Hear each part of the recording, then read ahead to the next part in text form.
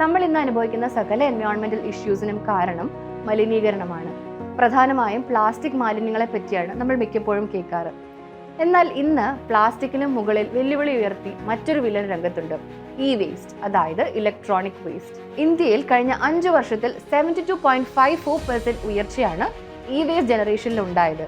അതിനാൽ തന്നെ ഇവ സംസ്കരിക്കുക എന്നത് വലിയൊരു വെല്ലുവിളിയായി തുടരുകയാണ്.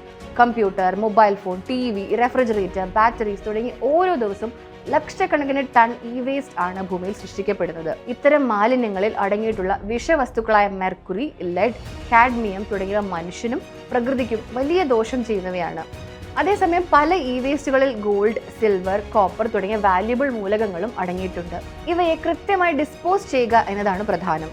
അതിന് ഏറ്റവും അനുയോജ്യമായ മെത്തേഡ് റീസൈക്ലിംഗ് ആണ്.